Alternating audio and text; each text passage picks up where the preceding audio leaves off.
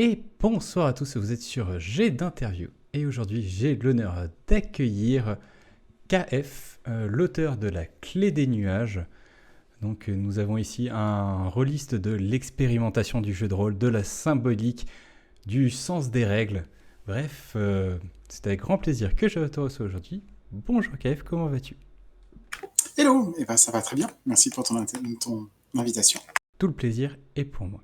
Donc, pour commencer, est-ce que tu pourrais te présenter en quelques mots pour ceux qui ne te connaîtraient pas ? Oui, je suis donc KF. Je fais du jeu de rôle depuis un bon bout de temps, une dizaine d'années à peu près. Ça m'amuse à chaque fois, comme dès qu'une personne qui fait du jeu de rôle se présente, elle donne immédiatement depuis combien de temps elle joue. Bon. Je sais pas trop quoi en faire, mais voilà. Ça fait un moment que je traîne dans les sphères un peu indie, alternatives, notamment autour de la communauté qui s'appelle les courants alternatifs, qui ont principalement un gros Discord avec pas mal de discussions et de théories un peu dans tous les sens. Et une de mes expérimentations, un des trucs qui m'intéresse en jeu de rôle, c'est le rapport poétique, symbolique. C'est les jeux qui nous permettent de faire des trucs un peu bizarres et de nous plonger dans des imaginaires étranges. C'est du coup... j'ai entre autres un blog sur lequel je parle de ce genre de choses, qui s'appelle Ristretto Revenant. C'est un blog de théorie assez général, mais qui a un axe autour du jeu de rôle poétique. Et donc, je suis l'auteur ou l'autrice de La Clé des Nuages, un jeu qui est un peu la réalisation de tout ça. Je vous mettrai bien sûr le lien vers le blog dans la description. Est-ce que tu te souviens le premier jeu de rôle auquel tu as joué et est-ce que c'était une bonne partie ? Je vais écarter une partie de Donjons et Dragons 3.5 qui est techniquement la première que j'ai jouée, mais je n'ai aucun souvenir. Et en fait, juste après, les premiers jeux de rôle que j'ai fait, oui, je m'en souviens, c'était du DK2. Je m'en souviens parce que c'était moi le MJ, en fait. Tout le monde voulait jouer dans notre groupe, personne n'y connaissait rien. Moi, j'ai trouvé ce jeu un peu au pif. Et c'était pas ouf, dans mon souvenir. On s'est quand même bien amusé, mais c'était... comment dire, c'était chaotique et ça ressemblait pas trop à ce que j'avais prévu, quoi. Quel a été pour toi les jeux qui t'ont vraiment marqué ? Alors, le jeu qui m'a le plus marqué, celui qui est assez central dans mon rapport au jeu, c'est toujours Influenza de Thomas Munier. C'est à partir d'Influenza, en fait, que j'ai commencé à me poser des questions sur le symbolisme. Et de manière générale, les jeux de Thomas Munier m'ont beaucoup influencé. Donc, pour en dire deux mots, Influenza, c'était des histoires très dramatiques, sans MJ, dans l'univers de Milvaux, un univers qu'il a développé dans beaucoup de ses jeux. Donc une forêt hantée, bizarre, post-apo, mais la partie post-apo est moins importante que le côté... comment dire, c'est le gros bordel, on comprend rien, tout peut réapparaître, tout peut disparaître, les pensées des gens influencent le monde, et du coup c'est plein d'excuses méta pour jouer les drames que l'on veut, pour ramener toutes sortes de choses. Donc je ne vais pas détailler plus que ça, mais Influenza a été super important. Et avant lui, j'ai envie de citer Apocalypse World, évidemment, et puis peut-être un petit jeu moins connu qui s'appelle Fusina, qui était un système générique avec lequel je me suis fait mes premières armes de design, c'est-à-dire que comme le jeu est générique et que je voulais l'adapter à une certaine campagne que j'avais très envie de faire à ce moment-là, c'était il y a quelques années à un moment, il a déjà fallu mettre un tout petit peu les doigts dans le cambouis et dans la technique. Et avant celui-là, en fait, j'ai cité DK2 comme mon premier jeu, mais ceux qui connaissent DK savent que c'est aussi un jeu générique pour jouer de la fantasy, qui demande de mettre les mains dans le cambouis dès le début. Le jeu se présente comme des règles et des variantes en même temps. Voilà. Donc, Influenza au cœur. Il y a un autre jeu de Thomas Munier que j'ai envie de citer, j'ai oublié, c'est Dragonfly Motel, qui est un jeu poétique qui est peut-être celui qui a eu le plus d'effet en termes de... en fait, on peut faire ça en jeu de rôle, tu vois. Lisez Dragonfly Motel, tout le travail de Thomas Munier est gratuitement disponible en ligne, en PDF sur son site, Outsider. Et c'est un jeu qui pose toutes sortes de choses qui ont été assez importantes pour moi, par exemple sa clause de non-cohérence. Dans Dragonfly Motel, on raconte des morceaux d'histoire, ça doit commencer dans le motel Dragonfly, mais c'est quasiment la seule obligation fictive. Et il n'y a notamment pas de cohérence imposée nécessaire d'une scène à l'autre, elle peut se passer sans qu'on sache qu'est-ce qui les relie, par exemple. Est-ce qu'il y a un jeu auquel tu as joué un nombre d'heures inavouable ? Influenza. J'ai fait plusieurs campagnes sur des formats assez différents, notamment des campagnes ouvertes. Je me souviens d'un gros week-end jeu de rôle dans une espèce de petite convention où j'ai fait une campagne ouverte en 7 séances. 7 séances en un week-end, c'était la renaissance et la chute de Rome au milieu des forêts de Milvaux. Et puis des dizaines de petites parties sur le pouce, à gauche, à droite. Pendant longtemps, c'était mon jeu qui se joue tout seul, quoi, sans préparation. On prépare rapidement quelques thèmes avec lesquels on a envie de jouer.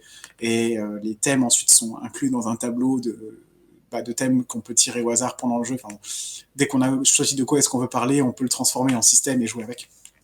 Et donc c'est assez probablement le jeu auquel j'ai le plus joué. Ouais. Est-ce que tu es plutôt un joueur de campagne ou un joueur de one-shot? C'est difficile à dire. Plutôt one shot, je suppose. En fait, moi, je suis quelqu'un qui suis extrêmement changeant en termes d'état mentaux. J'ai des envies qui viennent et qui repartent. Je veux faire ça, puis après je me lasse. Et j'ai une tendance à la grandeur. C'est-à-dire que j'ai envie de faire des super campagnes de ouf. J'envie les gens qui sont dans des campagnes depuis des années et qui voient leur personnage évoluer sur des dizaines et dizaines de séances. Et en fait, à chaque fois que j'essaie de me lancer dans les longues campagnes, moi j'ai beaucoup de mal à le faire. Les plus longues campagnes que j'ai faites, c'était sur des jeux style Apocalypse World et autres PBTA, qui ont l'avantage du côté MJ, t'as pas beaucoup de préparation à faire, donc même si t'es plus trop dedans, tu peux le faire tourner et ça marche bien. Et du côté joueur-joueuse, ce que tu fais a une importance fondamentale et tu peux amener la campagne dans de nouvelles directions quasiment à chaque séance. Donc, moi, je te dirais, ouais, les campagnes, ça me parle, mais en même temps, à chaque fois que je me lance dedans, je sais qu'un mois plus tard, j'aurai peut-être plus la moindre motivation pour. Donc, j'essaie de plus en plus de viser des jeux qui soient soit adaptés au fait d'avoir peu de disponibilité, qui peuvent un peu marcher tout seul, soit plus spécifiquement des campagnes courtes, voire des one-shots. Et du coup, pour revenir sur les one-shots, la clé des nuages donc, est fait uniquement pour. Il y a pas vraiment... On peut enchaîner des parties, mais c'est difficile de rebondir après la fin d'une partie parce qu'en général, on a accompli la quête d'une vie pour un personnage. Et j'ai pu découvrir avec le temps et autour de la clé des nuages, mais autour d'autres jeux aussi, qu'une seule partie, même de 1 heure ou 2, ça suffit à atteindre des intensités assez impressionnantes des fois, qui font que le besoin de faire une campagne pour que forcément, au bout de 10 séances, ça commence à payer, est passé au second plan devant le fait qu'on peut s'amuser dès la première séance, en fait. Est-ce que tu es plutôt personnage pré-tiré ou création de personnage? Je vais te répondre 12 000 trucs différents, parce que... En jeu de rôle, il y a longtemps, je faisais un peu des pré-tirés. J'aimais bien, quand j'arrivais dans une convention avec mon petit scénar, proposer des personnages qui marchaient déjà pour, ce qui permettait de rentrer plus rapidement dedans, d'éviter les longues phases de création et tout. Et en tant que joueuse... j'ai du mal à me saisir d'un pré-tiré, tu vois. Moi, je veux faire mes propres trucs, mes propres histoires, et je n'accepte souvent les pré-tirés que quand c'est un jeu avec une création qui dure 3 heures alors qu'on a envie de jouer maintenant. Mais en fait, les jeux avec une création de 3 heures, de toute façon, je les fais plus maintenant, donc bon, c'est vite fait.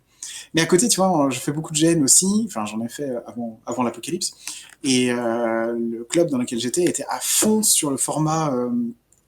tu vois, le format romanesque un peu où tu as une situation déjà posée par l'orga, le MJ, la MJ, et des personnages qui sont préécrits avec des fiches très précises qui donnent leur caractère, leur relation aux autres et tout, et qui proposent un certain exercice de se rentrer dans un personnage, tu vois, tu prends une espèce de seconde peau dans laquelle tu t'enfiles. Et ça, c'est un exercice que j'aime bien, tu vois, saisir un personnage, l'interpréter pour moi, me l'approprier dans un certain sens, c'est quelque chose qui me plaît, quoi. Donc en jeu de rôle sur table, moi je suis vraiment beaucoup plus dans l'idée de créer des personnages moi-même et puis les jouer et faire des jeux dans lesquels on les crée immédiatement. Et en même temps, ouais, je trouve un certain plaisir dans le fait de rentrer dans un personnage qui a été finement fabriqué pour soi, quoi. Est-ce que tu préfères maîtriser ou jouer? Je préfère trouver les moyens de faire tomber un peu cette distinction, tu vois. Moi, j'ai commencé le jeu de rôle en étant beaucoup plus souvent MJ que joueuse. Et puis après, j'ai découvert les jeux sans MJ et c'était ma cam, hein, Influencer en est un. Sauf que les jeux sans MJ, souvent, prennent les responsabilités classiques des MJ et les répartissent d'une certaine manière entre les joueuses ou alors à l'intérieur des règles. Et quelque part, j'ai pas l'impression d'avoir cessé d'être MJ quand j'ai commencé à faire du jeu sans MJ, tu vois. Donc pour répondre un peu plus au-delà, je te dirais, moi ce qui est le plus important pour moi, c'est souvent de pouvoir jouer en performance, c'est-à-dire de pouvoir m'exprimer avec un certain langage propre au jeu, tu vois. Si on me donne des dés, des jetons, des moves et tout, je veux les utiliser, mais je veux me les approprier, faire un peu ma tambouille avec. Et d'une certaine manière, la position de MJ, traditionnellement, c'est celle qui permet de faire ça. Je m'y retrouve par exemple totalement quand je fais de l'OSR, je suis beaucoup plus souvent MJ en OSR et notamment sur mon jeu du moment, là, Cimetière, qui va bientôt reprendre. J'adore cette position-là, c'est-à-dire que je peux adapter l'expérience à ce que je veux, l'amener de là où ça m'intéresse, et ainsi de suite. Et en fait, quand je suis du côté joueur ou joueuse, moi, je suis frustré si quelqu'un est en charge de mon expérience. C'est-à-dire, s'il y a quelqu'un au-dessus de moi qui régule pour voir si je joue bien, si ça va bien et tout, quoi. Ce qui est un peu en marge, hein, mais qui a un peu le rôle de MJ, quand même. Et en grosso modo, pour faire simple, moi j'aime pas qu'on me dise où est-ce que j'ai le droit de colorier. C'est essentiellement ça. Et donc j'avais encore un truc à te répondre. Désolé, je suis toujours hyper longue. Vas-y, le record pour le moment c'est 2h40 je crois. Ok. Donc tu peux y aller. Ok, je note le record à battre, très bien. Non, ouais, il y a des jeux que je cherche qui ont l'intérêt de brouiller la distinction entre les deux, quoi. Et la clé des nuages en est un. C'est-à-dire que, par exemple, une des choses que j'adore dans le MJTage, c'est la description. J'aime bien rendre compte de certains endroits, de certains lieux, d'une atmosphère qui se dégage d'un endroit, etc. Mais les attributions classiques de MJ te poussent à faire beaucoup plus de choses que ça. En général, jouer des PNJ, des créatures, faire attention à ce que les règles soient respectées, faire attention à ce que l'histoire aille dans une bonne direction, etc. Et si tu prends par exemple la clé des nuages, ben, il y a un rôle qui est l'image, qui est quelqu'un qui ne fait que des descriptions poétiques, qui est strictement que ça, et qui ne prend pas du tout en compte la réussite, par exemple, des gens dans leurs propres actions, qui est, elle, enfin, du mage, en fait, l'autre joueur, qui est uniquement déterminé par le mage lui-même. Donc voilà, un jeu comme ça, c'est pour moi un jeu qui, justement, il n'y a pas de MJ vraiment, mais pour autant, il y a quand même de la symétrie. Bon. Donc je te dirais, ni MJ ni joueuse, moi je veux être en performance, en fait, je veux être en contrôle.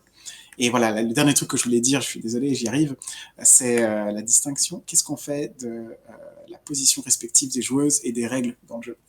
On a tendance à dire un peu rapidement hein, que dans le jeu de rôle traditionnel, il y a les joueuses qui sont soumises dans une certaine mesure aux règles, c'est-à-dire qu'il faut quand même les respecter parce que c'est ça qui donne de la résistance au monde, et que les règles elles-mêmes sont au bon vouloir du MJ ou de la MJ, c'est-à-dire que la personne peut les changer, les adapter si c'est nécessaire, transformer, etc. Donc il y a une espèce de hiérarchie avec le MJ au-dessus, les règles, et puis les joueurs, joueuses en bas. Et c'est quelque chose qui a été un peu chamboulé par d'autres pratiques, par certaines formes de jeu, et notamment par certaines réflexions autour de la forge et de sa traduction en France. Et la Forge a essayé de fabriquer des jeux dans lesquels les règles sont au-dessus du MJ quand il existe, et des joueurs, des joueuses. Et en fait, on va avoir un grand pack qui sont les joueurs et les joueuses, et qui sont soumises à ce corpus de règles, qui peuvent être plus larges, plus plastiques que ce qu'on entend habituellement par là, mais qui nous donnent l'idée qu'on va tous ensemble être à peu près au même niveau parce qu'on joue ensemble à un même jeu. C'est-à-dire accepter qu'il n'y a pas juste une personne qui crée l'expérience et nous qui nous rentrons dedans, mais qu'on travaille tous ensemble à une même expérience de jeu. Un exemple de ça, c'est Apocalypse World, dans lequel, si tu connais les conditions d'application d'un move, bah, tu peux avoir ton MJ, tu dis non, mais là, il y a tel move qui s'applique, je t'assure, et quelque part, c'est pas lui ou elle qui choisit si oui ou non tu as raison, c'est une espèce de consensus sur la table pour savoir si oui ou non ce move s'applique effectivement ou pas. Ça, j'aime bien. Et dans cette disjonction entre la position du MJ s'il existe, des joueurs, joueuses et puis des règles, moi j'aime bien cette position dans laquelle cette fois-ci tout le monde est au-dessus des règles. À ce moment-là, les règles deviennent une sorte de langage, tout le monde peut les utiliser pour jouer avec, pour raconter des trucs. Et ça nous a amené vachement loin de ta question initiale.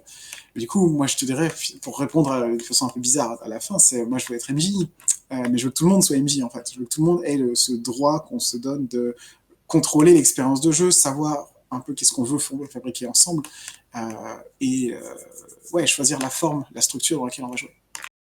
Maintenant, on va rentrer dans les questions un petit peu autres.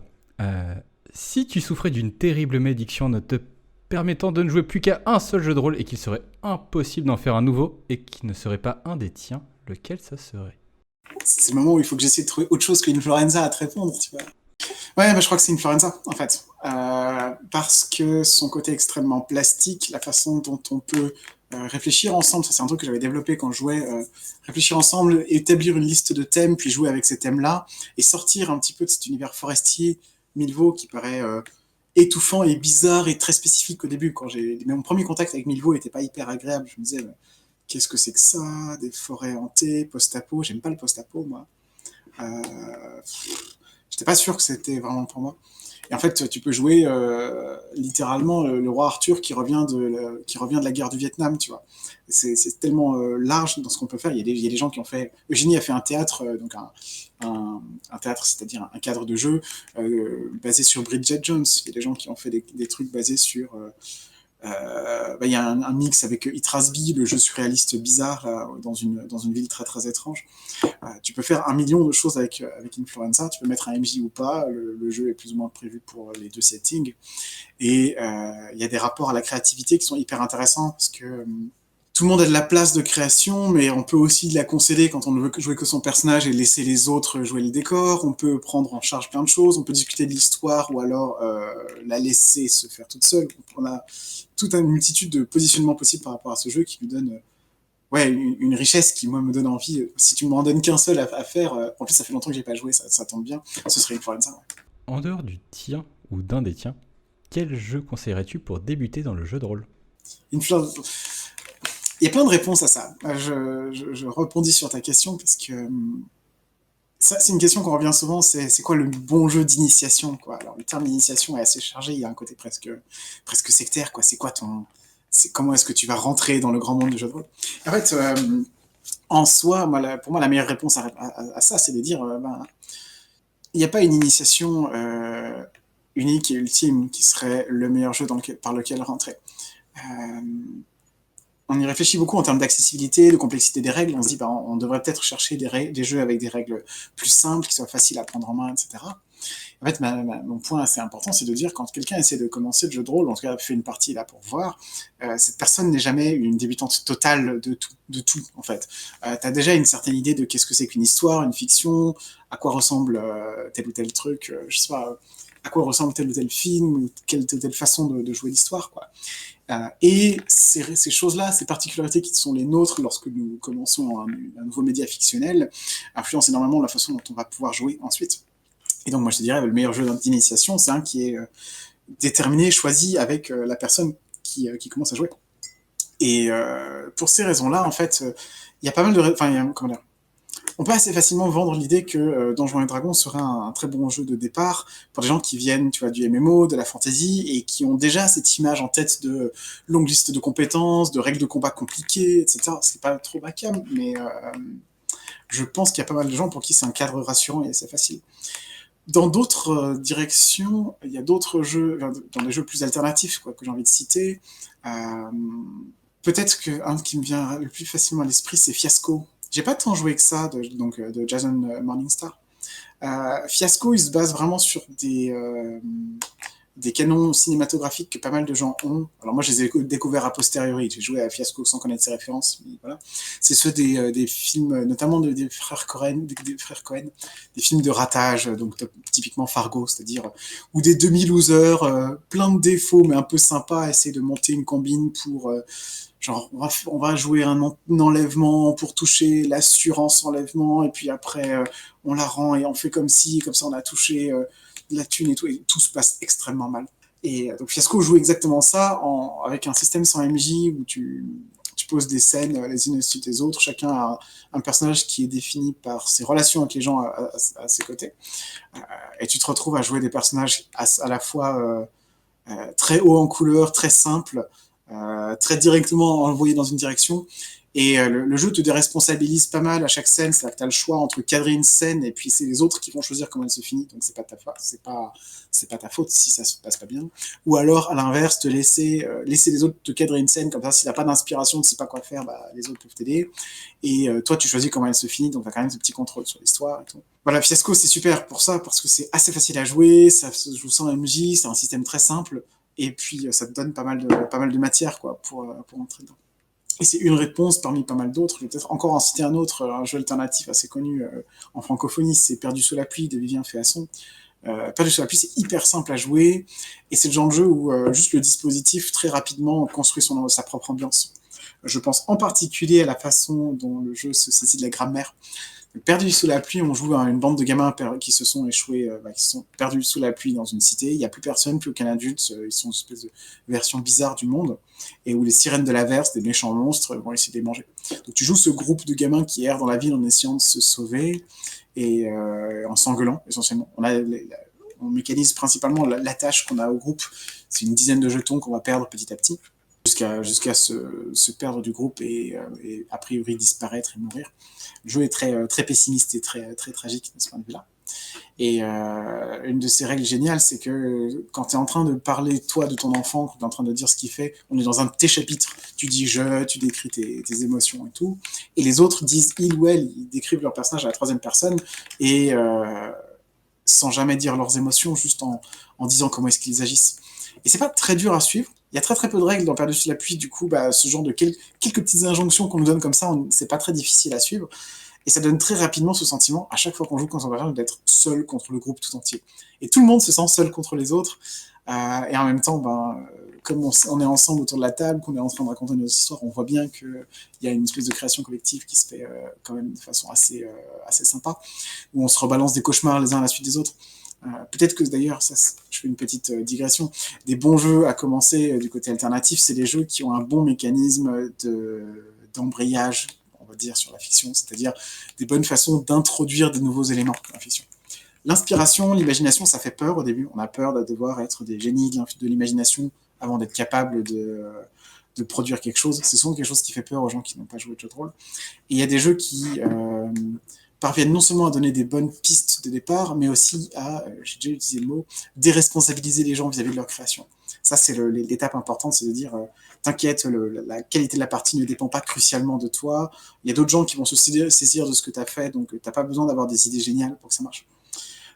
Donc j'ai parlé de Fiasco qui nous pose dès le début tout un tas de relations assez variées, assez riches entre nous, qu'on choisit un peu, mais qu'on choisit sous contrainte. Donc on a déjà pas mal de bases là-dessus. J'ai parlé de cette mécanique de scène dans Fiasco qui déresponsabilise aussi. Et dans Perdu sous la pluie, en fait, un des trucs assez forts, c'est que quand tu crées ton personnage et que tu le décris aux autres au début, tu décris notamment ses cauchemars et les choses dont il a peur dans la vie. Ce qui crée un peu des images, quoi. Moi j'ai peur de la girafe toute pelée du zoo et tout. Et le jeu encourage tout le monde à prendre des notes là-dessus pour ensuite les rebalancer sous la forme de visions cauchemardesques et d'horreurs qui arrivent et tout. Et ça, c'est typiquement un mécanisme de créativité déresponsabilisant, parce que moi, je te raconte mes cauchemars, mais c'est pas moi qui choisis ce qu'on va faire dans le jeu, c'est pas entre mes mains, c'est juste une suggestion comme ça. Et puis quand toi, tu me balances mes cauchemars à la gueule pendant une de mes instances, c'est pas toi qui as décidé d'inventer la girafe pelée, ça vient de quelqu'un d'autre, donc c'est pas ta responsabilité. C'est ça la déresponsabilisation créative, c'est le sentiment que ça dépend pas de moi, ça vient pas de moi. C'est-à-dire tout ce qui est une demi-création, tu vois, je crée, mais je vais pas jusqu'au bout et je laisse quelqu'un d'autre continuer à ma place. C'est beaucoup plus facile à faire pour pas mal de personnes, je pense. Et donc voilà, je vais peut-être m'arrêter sur ces deux jeux-là, quoi, Perdu sous la pluie et Fiasco, comme des belles portes d'entrée au jeu de rôle, qui permettent aussi de casser un petit peu les clichés de la fantasy avec des guerriers et des mages, même si en fond j'adore ça, et qui permettent de trouver d'autres types d'histoires à raconter. À présent, je ne veux qu'une seule et unique réponse. Quelle est la meilleure chose à propos du jeu de rôle ? Qu'est-ce que je te réponds à ça ? Que le jeu de rôle est une activité créative et artistique dont toute personne peut se saisir, en fait. Moi, je crois vraiment qu'il est important dans nos vies que nous consommions et que nous créions de l'art. L'art, c'est une chose importante. L'art, c'est l'expression, c'est montrer, illustrer, représenter ce que l'on vit et nos vies, mais c'est aussi créer la suite, se repenser soi-même. L'art, c'est tous les médias tous les moyens par lesquels on peut créer dans des espaces qui nous appartiennent et on peut diffuser ça. Et on a trop souvent cette vision de l'art comme quelque chose d'hégémoniquement institutionnel. Il y a les grands peintres, les grands écrivains, les grands cinéastes et tout. Et on peut être dans une posture de consommation de l'art, aller dans des musées, regarder des films, tout un tas de choses comme ça, lire des bouquins. Mais on a du mal à se penser soi-même comme artiste. On a l'impression qu'il faut toujours un haut niveau de technique, que ce soit dans la peinture, etc. Et tout. Et moi, je suis tout à fait pour la technique en jeu de rôle. C'est pas mal de pouvoir jouer en se disant qu'on a envie de s'améliorer, en se disant qu'on a envie de développer tel ou tel aspect de notre créativité, que ce soit l'interprétation des personnages, la poétique des décors, choisissez votre propre truc à inventer, choisissez votre propre élément à développer dans l'art et dans le jeu de rôle, quoi. Je suis pas dogmatique là-dessus. Moi, ce que je veux, c'est que les gens développent leur propre style. Mais centralement, le jeu de rôle, ce qu'il a de puissant pour moi, c'est ça. C'est qu'il est un média artistique et créatif dans lequel on sent bien qu'on a le droit de créer, qu'on est là pour, que c'est à nous, qu'on n'a pas forcément à respecter la volonté d'un auteur, d'une autrice toute puissante qui nous dirait quoi faire ou qui nous donnerait juste quelque chose auquel se confronter. On est en position de création. Même quand on crée juste un personnage et qu'on lui fait agir et dire des choses et se balader, on est artiste. Et c'est ça que je veux qu'on saisisse dans le jeu de rôle. Donc, je t'invitais pas uniquement pour parler de toi, même si quand même en grande partie, mais également pour parler de ton jeu La Clé des Nuages, qui sort aujourd'hui si vous regardez cette vidéo sur YouTube ou dans une dizaine de jours si vous êtes avec nous sur le live en ce moment. Donc, La Clé des Nuages, est-ce que tu peux nous le présenter en quelques mots pour ceux qui ne connaissent pas encore ? Ouais, j'ai réalisé ces derniers temps que j'avais énormément de mal à faire ça, mais allons-y. La Clé du Nuage, c'est un jeu pour deux personnes qui produit des parties qui durent 1 heure et demie à peu près, en prenant en compte un débrief qui est inclus dans le jeu. Il n'y a pas de préparation nécessaire, il faut juste qu'au moins une personne ait lu les règles et soit prête à les expliquer. En termes de fiction, on raconte l'histoire d'un mage qui se rend dans des ruines aux confins du monde, à un endroit très éloigné, pour y accomplir une quête personnelle qui est très profondément importante pour lui. La quête de toute une vie. Donc, les exemples typiques, c'est atteindre l'immortalité, rencontrer Dieu, dépasser un deuil aussi. Ça peut être quelque chose de très intime comme ça. Voilà, ce genre de grandes quêtes mystiques qui ont une importance cruciale dans la vie de quelqu'un. Donc ça, c'est la fiction, et en termes de fonctionnement du jeu en lui-même, en fait, donc une des personnes joue le mage, et l'autre s'appelle l'image, a pour but la description des ruines dans lesquelles le mage va. Par défaut, l'idée, c'est qu'il n'y a aucun autre personnage, on va juste voir l'exploration des ruines personnages, et en termes de fonctionnement, c'est essentiellement un jeu où on fait des longs monologues coupés de silence. C'est-à-dire que la base, c'est que l'image va décrire les ruines à partir de quelques symboles qu'elle a choisis au préalable et puis un tout petit peu de l'influence du mage.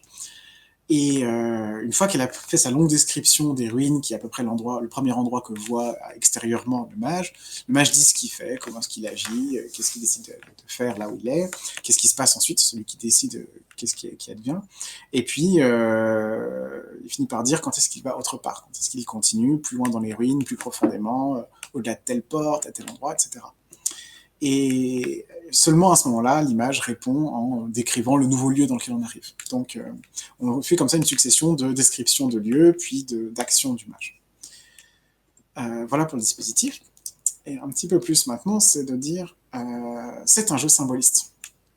De base, l'image a défini des symboles qu'elle case un peu partout dans le jeu, ça s'appelle des clés, qui vont intervenir également dans ce que le mage fait à chaque salle. Il est totalement libre de faire tout ce qu'il veut, mais l'idée, c'est qu'en général, les salles soient mystérieuses et contiennent pas mal de choses à faire.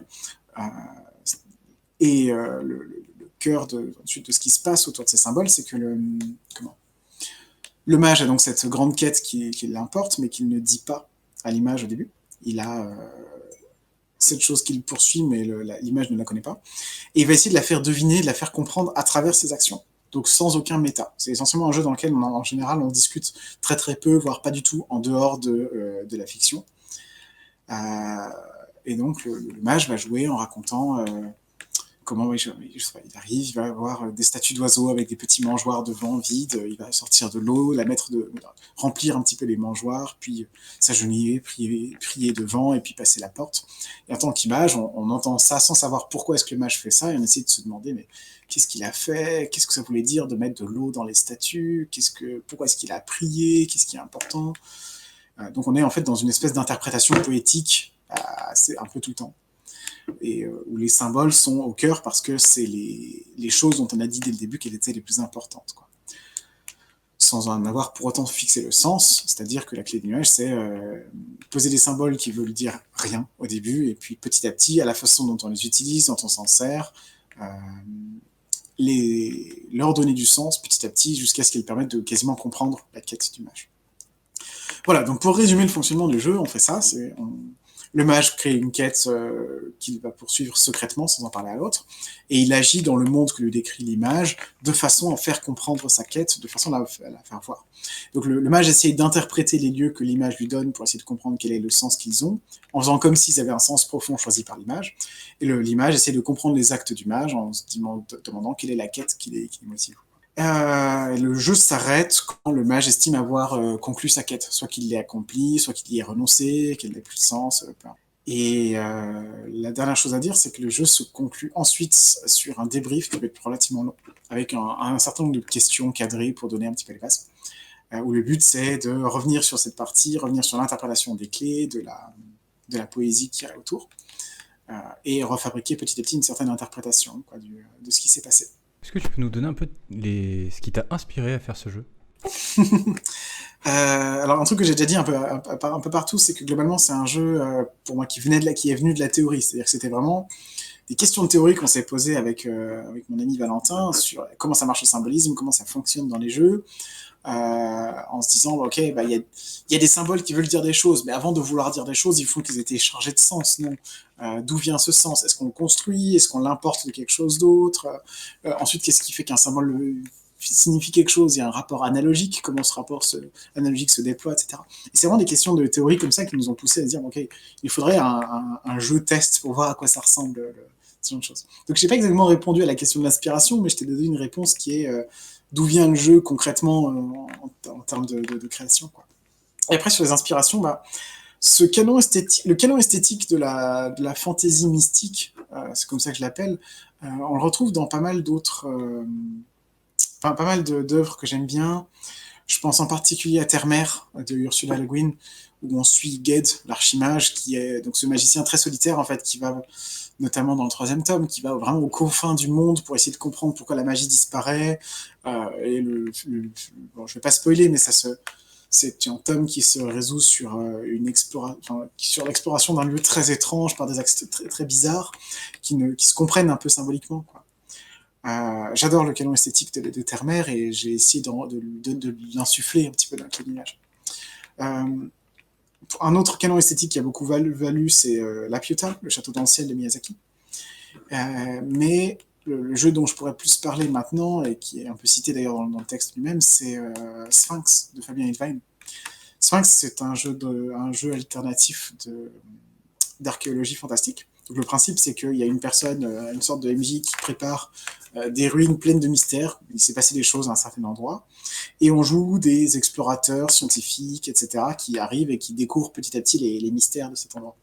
Et Sphinx, c'est un jeu qui m'attire beaucoup, qui a un côté très mystique que j'aime énormément dans son esthétique et dans la façon dont on découvre des civilisations magiques, majestueuses, qui ont fait des trucs incroyables, qui nous apprennent des tas de choses sur le monde, et ainsi de suite, et qui nous poussent à réinterpréter notre propre existence à l'aune de ce qu'on découvre dans les ruines. C'est-à-dire que parfois, dans une ruine de Sphinx, on découvre que cette civilisation mystérieusement disparue avait compris un truc qui, en fait, risque de nous tomber sur le coin de la gueule à nous, tu vois, des choses comme ça. Bon, mais Sphinx, c'est un jeu qui, autant que je trouve très motivant et très intéressant, mais qui ne marche pas pour moi. Je sais que des gens ont des parties satisfaisantes de ce jeu, avec moi pas du tout. Je le trouve frustrant parce que les révélations sont prévues à l'avance, qu'il y a juste à découvrir le sens créé par défaut par l'auteur, et rien de plus que ce sens-là, quoi. Alors que moi, ce qui m'intéressait le plus, je pense, c'était la confrontation au mystère, non pas dans la découverte de choses réelles, mais dans comment se construit le mystère, comment se construisent les révélations, qu'est-ce qu'on en pense, et ainsi de suite. Donc, moi, la clé du nuage, c'est un peu ma réponse à Sphinx, tu vois. Oui, j'avais aussi ce souci que Sphinx, c'est un côté très rationaliste. Tu joues des scientifiques qui font des hypothèses, c'est comme ça que tu gagnes des points, et puis après, tu peux dépenser des points pour avoir des révélations qui sont des vérités pures et dures, incontestables. Alors que dans la clé du nuage, tout est mouvant, tu vois, les choses que l'on comprend, on peut découvrir des choses dans la clé du nuage. C'est vraiment un des effets amusants qui est, tu arrives dans une salle que te décrit l'image, et en fait, à cause de la symbolique telle que tu l'as comprise jusque-là, les choses changent un peu d'apparence, de perspective, tu comprends quelque chose de plus ou de nouveau. Et moi, c'est ça qui m'intéresse le plus, je pense, dans cette idée d'archéologie fantastique. Donc, au final, les deux jeux se ressemblent pas beaucoup, hein. La clé du nuage et Sphinx, c'est pas franchement le même style de jeu. Mais moi, je vois vraiment la clé du nuage comme une réponse à Sphinx, en un certain sens. D'ailleurs, quand j'avais à peu près fini le jeu, je suis monté sur Paris pour y jouer avec Fabien. On a discuté pas mal autour de ce jeu-là. Et on a des positions qui sont assez divergentes, mais qui ont mené un dialogue que je trouve assez constructif, quoi. Pour faire suite à ce que tu nous as dit sur ton inspiration de base, qui était essayer de comprendre comment utiliser la symbolique dans un jeu, est-ce que vous avez pensé est-ce que tu as pensé le jeu comme un exercice didactique, dans le sens de peut-être aider les joueurs à développer ce côté imagination créative, de réagir, et on va dire le côté MJ, d'apprendre à faire une description complète et pas juste répondre aux questions des joueurs, vu qu'on a cette notion de gros monologue d'un côté et de l'autre. Didactique, au début, peut-être oui, mais pour tout le monde, y compris pour moi, en fait. C'est-à-dire ces effets de symbolique que j'avais déjà vus dans d'autres jeux comme Influenza, qui apparaissaient un peu hasardeusement. C'est-à-dire qu'à la fin de la partie, on se dit, mais en fait, il s'est passé, genre à la fin, on a décrit tel corbeau qui se posait sur la tombe de machin, et c'était hyper symbolique parce que ça voulait dire ceci, cela. Et c'est arrivé de façon un peu accidentelle. Moi, j'avais besoin d'abord de comprendre, puis ensuite de diffuser l'idée qu'on peut créer des symboles et jouer avec en jeu de rôle, au sens c'est un gameplay en soi. C'est ça qui est un peu ma grande découverte à Sphinx, et que je veux effectivement diffuser, c'est créer des symboles et les faire parler est un gameplay. Ce qui est un peu bizarre, mais on gagne pas mal à faire ça. Ensuite, il y a pas mal de choses dans le livre de la clé des nuages, dans l'écriture en elle-même, qui sont justement qui poussent à essayer qui poussent les gens à essayer de réfléchir à ça, c'est-à-dire je donne les règles du jeu, puis je donne un petit peu qu'est-ce que moi j'appelle le symbolisme, comment ça fonctionne, pourquoi est-ce que ça me semble intéressant, et ainsi de suite. Et ce que j'espère, c'est que ça suffise aux gens pour jouer et pour trouver ce que moi j'y ai trouvé, quoi. Je suis pas dogmatique sur la façon de jouer à la clé des nuages, je ne cherche pas à ce que les gens y jouent exactement comme moi, au contraire, j'essaie de donner les clés pour transformer le jeu ensuite, quoi. Il y a des propositions de variantes qui sont faites dedans. D'ailleurs, je ne l'ai pas encore dit, hein, mais le livre qui va sortir, c'est la clé du nuage et la clé des songes. La clé des songes est une variante écrite par Com Martin. Donc il n'y a pas que moi dans l'écriture, même du texte du jeu en soi. Et j'aime bien cette idée qu'une fois qu'on a compris qu'est-ce que ça voulait dire jouer symboliste, on peut éclater ça, faire un peu ce qu'on veut avec, aller transformer l'expérience comme on veut, quoi. Et ensuite, sur le didactisme, je me pose beaucoup de questions sur la transmission des jeux, qui est une question très difficile. Qu'est-ce que c'est que transmettre un jeu, sachant que tu le transmets à des gens, à des joueurs, des joueuses, des tables qui ne sont pas habitués à jouer de la même façon que toi, qui ont leur propre routine, et qui, d'une certaine manière, vont chercher à s'adapter à ton jeu, mais toi, tu veux aussi que ton jeu s'adapte à eux et à elles. Tu veux pas avoir une espèce de tyrannie qui serait jouer à mon jeu exactement comme je vous le demande, comme ça, quoi. Et sur la transmission, il y a beaucoup de choix assez différents qui ont été faits par pas mal d'auteurs, d'autrices, mais de courants plus généralement. Par exemple, pour dire rapidement, ce que j'avais appelé dans un podcast précédent l'idéal forgien de la transmission, c'est cette idée que tu vas poser des règles claires auxquelles tout le monde essaie de se soumettre en sachant où est-ce qu'elles vont, et que la façon dont les gens se mettent à interagir quand ils suivent les règles les pousse dans certaines dynamiques qui sont le cœur du jeu. Et donc, des bonnes règles, c'est des règles qui sont pas très difficiles à suivre et qui nous poussent à une certaine façon d'interagir qui est en soi le jeu, qui est en soi la structure du jeu. Si la transmission du jeu, si l'explication des règles et son fonctionnement suffisent à amener ça, c'est super. Et dans un certain sens, la clé du nuage est un peu comme ça. Mais il y a d'autres formes de transmission qui sont viables à mon avis et qu'il faut explorer. Et notamment, un cas qui me semble intéressant en ce moment, c'est l'OSR. L'OSR, t'as plein de jeux qui peuvent se permettre de sortir en disant ceci est un jeu OSR, démerdez-vous pour savoir comment ça marche. Parce qu'il y a plein de guides, plein d'introductions, plein de jeux spécifiquement faits pour t'amener vers l'OSR. Les conseils de base de l'OSR, ils sont explicitement écrits un peu partout. Je pense au Principia Apocrypha, mais à pas mal d'autres jeux OSR plus complets qui, eux, disent comment est-ce qu'on y joue. Et il y a quelque chose de vraiment sympa en tant que créateur, créatrice, de dire je peux poser un jeu OSR en 10 pages en disant la transmission est déjà faite non pas par un jeu, mais par que ce soit une communauté, des articles, des idées qui sont dans l'air, dans les podcasts, etc. Donc, je peux proposer un jeu qui soit juste greffé par rapport à ce gameplay que les gens connaissent. Et j'ai un peu commencé à faire ça avec la clé des nuages, dans un jeu notamment que j'ai sorti sur une page Itch.io qui s'appelait Comme je descendais des fleuves impassibles. C'est un petit jeu qui produit des parties de 1 ou 2 heures pour 3-4 personnes, très symboliste aussi, qui utilise beaucoup d'éléments qu'il y a déjà dans la clé des nuages. C'est-à-dire qu'on a l'impression que c'est un peu la clé des nuages, genre découpée en morceaux, puis réassemblée dans un autre ordre, tu vois. Et c'est un jeu qui fait genre 6 ou 10 pages, un truc comme ça. Je crois que c'est 6 pages.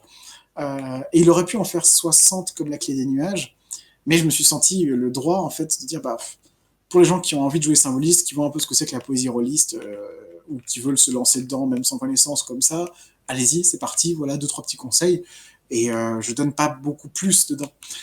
Et le fait d'avoir expliqué plus en détail dans la clé du nuage qu'est-ce que moi j'appelle le jeu symboliste, me permet ensuite de faire ça. C'est-à-dire, on dit, ok, voilà une nouvelle façon de jouer d'après moi, voilà ensuite, qu'est-ce qu'on peut faire, des développements qui vont plus loin. Donc ça, c'est un peu pour la réponse à la partie sur la didactique que tu me posais dans ta question. C'est-à-dire, moi j'ai envie qu'on puisse partager au maximum des façons de jouer, des modes des modes de jeu. Le risque de temps en temps avec les pratiques les plus dominantes en jeu de rôle, c'est que étant dominantes, typiquement je pense aux jeux de rôle tradis, elles n'ont pas besoin d'expliquer comment elles se jouent. parce que c'est censé être une évidence. Et c'est au contraire les pratiques menacées ou marginales, comme le SR, comme les jeux alternatifs et tout, qui sont dans la nécessité de dire comment elles se jouent. Et ça, c'est très fertile, parce que ça nous permet d'autant plus saisir des modes de jeu qui existent autre part, et c'est ce qui arrive, par exemple, je pense à un autre truc, c'est le jeu de rôle sans règles, qui a donné lieu à un podcast sur Radio Rollist il n'y a pas très longtemps. Le jeu de rôle sans règles tel qu'il se pratique autour de comment ça s'appelle, l'ENSTAR, cette école d'aéronautique près de Toulouse, où il y a tout un club de simulation qui joue à ça à fond depuis 40 ans et qui a fait plein de scénars sans règles et qui a un projet esthétique assez constitué, assez spécifique, qui, étant un peu menacé de disparaître, a besoin de s'exporter, de se diffuser et de se dire, en fait, de se décrire lui-même. Voilà, j'ai beaucoup dévié, je me souviens plus de la moitié de ta question, donc s'il y a des trucs que tu veux reposer, je peux répondre. Non, je pense que tu as répondu plus que je n'ai demandé. Est-ce que c'était une volonté de faire un jeu pour 2 joueurs ou ça a été plus par la force des choses? Je ne sais pas, j'avais très très peu fait de jeux à 2 avant la clé des nuages. Je ne saurais pas exactement dire ce que j'avais déjà fait, mais tu as peut-être quelques petites parties de jeux, je pense à Influenza Minima, pas Influenza de base, mais des jeux qui peuvent se jouer à 2 sans être forcément à 2, quoi. Et donc je pense que c'est un peu par le hasard qui est, je voulais juste un jeu très épuré sur telle base avec un seul personnage, donc un personnage plus une personne qui décrit, ça fait 2 joueurs, joueuses, voilà. Et en fait, donc oui, c'est plus une espèce de hasard, par les forces des choses, ça s'est passé comme ça. Mais par contre, j'ai pris le virus maintenant, quoi. Le jeu que je suis en train d'écrire en ce moment, Cimetière, est aussi un jeu à 2.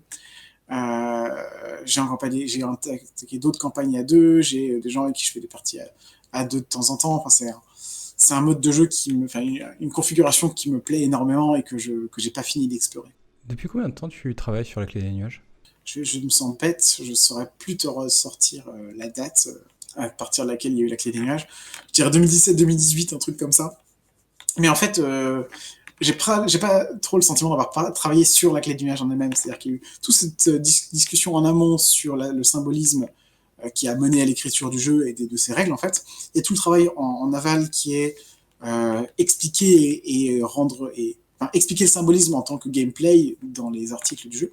Mais en fait, les règles en elles-mêmes, elles ont été écrites en une demi-heure, une soirée. Il y a eu un micro-changement que j'ai fait à la suite du premier playtest.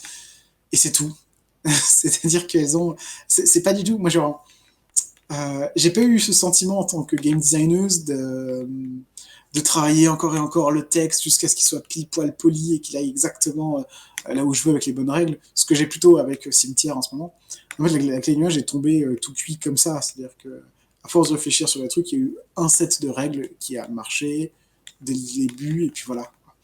Et en quelque sorte, le travail de la clé du nuage, ce qu'il a amené, il est très invisible, parce qu'il est aussi dans les dizaines de brouillons de jeu qui n'ont pas dépassé la demi-page, que j'ai pas jugé bon de tester, qui sont dans un coin de mon drive et qui ne sortiront probablement jamais. Comme je te disais tout à l'heure, je suis très changeante en termes d'intention et d'esprit, même si j'arrive un petit peu mieux à me poser maintenant. Et en fait, pendant très longtemps, j'avais des projets de jeu sur lesquels j'étais à fond pendant 2 semaines, et puis ça tombait petit à petit, tu vois, parce que j'arrivais pas à maintenir l'effort. Et au bout d'un moment, j'ai fini par me rendre compte que ce dont j'avais besoin, si je voulais sortir un jeu et amener un truc fini à un ou à un autre, c'était de le faire en une fois, quoi. Et ça, c'est assez proche de mon fonctionnement, c'est-à-dire soit ça marche du premier coup, soit on abandonne et on passe à autre chose, tu vois. Est-ce que tu as des parties qui t'ont particulièrement marqué? Ouais. Bon, j'ai fait beaucoup. La personne avec qui j'ai le plus joué, c'est Eugénie, qui est aussi mon éditrice du coup sur le jeu, avec qui on allait vachement loin dans la façon d'y jouer, parce qu'on a déjà cette pratique-là du jeu de rôle poétique symboliste, et on a à force, quand on commence à savoir comment on joue ensemble, on peut jouer là-dessus, c'est-à-dire on peut se surprendre, etc. Donc il y a notamment sur ma chaîne une partie, je la mentionne mais elle est inaudible, n'allez pas écouter ça, qui s'appelle Le Mage et le Sénéchal, qui est un jeu où une partie de la clé des nuages, on a décidé de faire n'importe quoi, c'est-à-dire que, enfin pas n'importe quoi, mais de se jouer des défis, quoi, de tout bousiller. Donc par exemple, c'est une partie dans laquelle je l'ai fait visiter une ruine qu'elle connaissait déjà, où j'ai nié une de ses clés à elle pour mettre une de mes clés à moi. On a parti dans des mélanges assez radicaux, et à la fin c'était moi le mage, c'était elle l'image. Enfin, tu vois, il y a eu des inversions très étranges comme ça. Mais avant qu'il y ait eu ça, il y a eu une partie qui est aussi sur ma chaîne qui s'appelle Après l'orage, c'est ça, où on suit le personnage d'Eugénie qui va dans une espèce de tours mystérieuses au milieu de la mer, avec une tempête qui bat autour et tout. Et en fait, c'est une partie pour laquelle on a essayé de pousser assez loin l'interprétation. C'est-à-dire on a joué la partie, c'était bien. On a fait le débrief après qui nous a permis de comprendre plein de choses. Et puis on allait plus loin. Et on a, en fait, quelques jours après, moi j'ai transcrit la partie à l'écrit, j'ai pris un Google Doc, ça prend quelques pages de transcrire l'intégralité du texte de ce qu'on dit dans cette partie, y compris un peu les intonations, la façon de parler, etc. Et en fait, on s'y est mis à deux, on a relu le texte ensemble, on a fait plein de commentaires sur ah mais ça c'est un truc que tu fais sans arrêt, t'as telle façon de jouer, je vois bien. Moi j'ai pu voir juste au niveau du texte à quels endroits j'étais stressé pendant la partie, à quels endroits j'étais à l'aise. On a retrouvé des tics de langage qui sont à elle et à moi. Moi, j'ai retrouvé une influence complètement what the fuck qui sortait de nulle part de Golden Sun, qui est un RPG auquel je jouais il y a 15 ans, un truc comme ça. Donc, on a passé un long moment à poncer l'interprétation de cette partie. Et elle s'est reconstruite à travers ce moment-là. C'est-à-dire qu'on n'a pas juste affiné l'interprétation qu'on avait, elle s'est transformée. Et c'est assez représentatif de ma vision de l'interprétation poétique, en fait. C'est que c'est quelque chose qui ne s'arrête jamais. Tu peux terminer l'histoire d'une partie, tu peux arriver à une clôture narrative qui est maintenant c'est fini, c'est terminé. Mais tu peux pas arriver à une clôture interprétative. Il y aura jamais un moment où tu as tout interprété, tout trouvé le sens des choses, voilà, c'est fini. Non, tu peux toujours remettre une pièce dans la machine. Ce texte a continué à vivre après parce que je l'ai repris et j'ai voulu en faire une espèce de poème par soustraction. C'est-à-dire que j'ai pris ce texte intégral d'une partie de la Clé des Nuages et j'ai supprimé des phrases, supprimer des bouts par-ci par-là pour ne garder plus que des petites bribes au milieu de nulle part, des morceaux de phrases, des morceaux de trucs. Et ça fait un poème assez étrange, dont certaines bribes et certains fragments sont dans le livre, dans la Clé des Nuages maintenant. Donc il y a des fragments poétiques un peu bizarres qui servent presque d'illustration dans le livre, qui viennent de ça en fait, qui sont des restes éclatés d'une partie, qui sont... Tu sais, quand on est au milieu d'une partie, on ne fait pas forcément des phrases magnifiques, tu vois, on est pris par le besoin de dire, le besoin de parler là maintenant, mais on a quand même quelques trouvailles, des rimes involontaires, des jolies images, des oxymores qu'on n'avait pas forcément vus mais qui sont sortis, ou au contraire des petites phrases extrêmement simples. Moi, je me souviens qu'elle m'avait dit une fois, au milieu de la partie, elle dit « je me suis avancé dans la mer », et je sais pas pourquoi, mais à ce moment-là, dans cette partie, dans ce contexte-là, je me suis avancé dans la mer, moi ça m'a frappé, tu vois, c'est une phrase, c'est un vers poétique qui me reste encore aujourd'hui, avec lequel je me balade encore. Et j'aime bien l'idée que cette partie-là vive presque éternellement. Tu vois. Je dis que l'interprétation ne s'arrête pas non plus là, parce que j'ai aussi fait sur Cimetière, donc de l'OSR, une partie qui se passait dans les mêmes ruines, en essayant de les réinterpréter, de leur redonner un nouveau sens dans l'univers de Cimetière, et ainsi de suite. Et quelque part, c'est pas fini. On pourrait y revenir, on pourrait faire d'autres parties dedans, on pourrait faire d'autres choses. C'est ça l'interprétation poétique en fait. Et c'est pour ça que cette partie-là m'a marqué, pas parce qu'elle était spéciale dès le début, mais parce qu'elle a été spéciale par le retravail qu'on lui a appliqué. Du coup, tu nous as dit avoir travaillé avec Eugénie, ton éditrice. Comment ça s'en est venu à travailler avec Dystopia et à décider de sortir la Clé des Nuages et d'y ajouter d'ailleurs la Clé des Songes de Comme Martin? C'est venu d'elle en fait. Moi j'étais dans une situation où ça faisait un moment que le texte existait, j'avais prévu de passer par l'auto-édition et puis j'arrivais pas à m'y être. Moi je suis absolument incapable de me lancer dans un truc que je n'aime pas ou que je suis pas motivé quoi. C'est vraiment une grande difficulté que j'ai. Et donc j'en étais à un stade où le texte était écrit mais il fallait juste le mettre en forme, apprendre à se servir d'un truc de maquette. Alors j'ai fini par laisser tomber l'idée d'apprendre à utiliser Scribus et j'ai fini par me dire non je vais faire ça sur OpenOffice, mais même là je galérais, j'y arrivais pas et je m'y mettais jamais en fait. Et donc c'est tombé pour moi comme un cadeau du ciel en fait, que Dystopia, qui est ce petit collectif d'édition auquel appartient Eugénie, qui jusque-là est surtout édité de la SF et autres livres de culture de l'imaginaire un peu étranges, un peu différentes quoi. Il y a des auteurs autrices comme Léo Henry, comme Luvan dedans. Qui voulait commencer du coup une collection JDR, une collection de jeux de rôle, et donc Eugénie à travers Dystopia m'a proposé du coup d'éditer la Clé des Nuages avec la Clé des Songes, en même temps qu'un autre livre qui est Bois dormant de Melville, qui est très différent, très politique, un super jeu aussi. Et du coup ça s'est fait, moi ça m'est tombé dessus comme une bénédiction, c'est-à-dire que je peux laisser des gens s'occuper de tout ce que moi je sais pas faire, quoi, la maquette, l'illustration, etc.